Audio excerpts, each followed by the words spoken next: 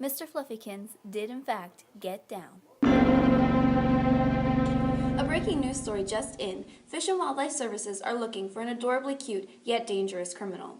Its scientific name is Myocastor coypus, but you may know it by its more common name, Nutria.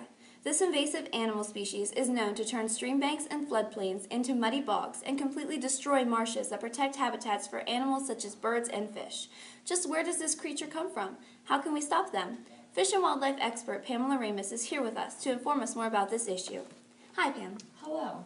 So these nutria have become a big problem, haven't they? How do you suppose we approach this? Well, the first thing you need to know is how to identify a nutria. These animals look like beavers or muskrats, but there are a few characteristics that can help you distinguish which is actually a nutria. A great way to identify a nutria is by looking at the teeth. A beaver will have brown teeth, and a muskrat will have yellow to maybe light orange teeth, but a nutria will have bright orange teeth. Wow, how interesting. Yes, size and tail differences are two other key characteristics to help you distinguish. Nutria are smaller than a beaver, yet bigger than a muskrat. So that's easy to tell when they only weigh 15 to 20 pounds when fully grown.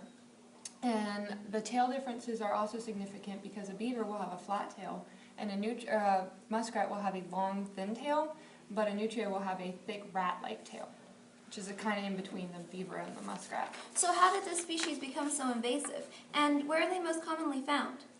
While native to South America, in 1930, the nutria were introduced into Washington for the fur farming industry. But during World War II, the fur farming industry collapsed and ranchers began releasing the nutria into the wild, which are a very adaptable species and they established very quickly. By 1943, there were feral populations, and today nutria have been found in 22 states and established in 16. They are most common in the Gulf states, but have been causing problems in southern states and even far north as our own Pennsylvania land. But Louisiana has the biggest problem with nutria. So how exactly does this creature, with such an adorable face, cause such commotion? Well, you see, nutria feed on the base of plant stems and they dig for the roots. Over 60 species of Louisiana plants are consumed by invading nutria. They are a generous species and will eat anything really, though. But the problem isn't that they destroy the habitats, it's how wasteful they are.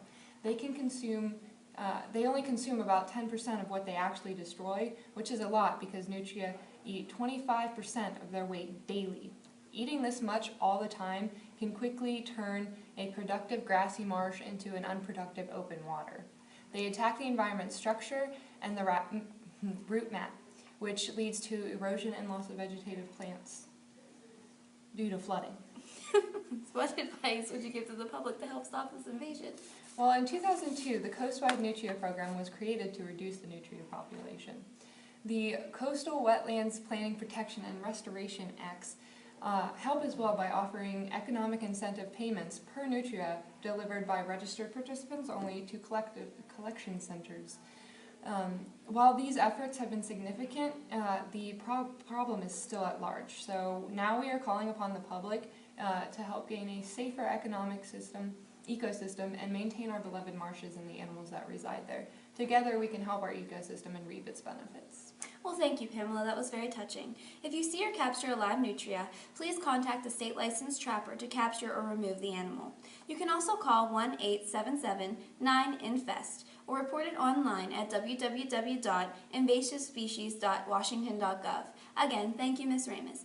We are going to take a short break, and after that, Jeff, the local zoo's gorilla, loses his favorite ball. We will fill you in on this tragedy and much more next on Channel 7 Animal News. Stay tuned.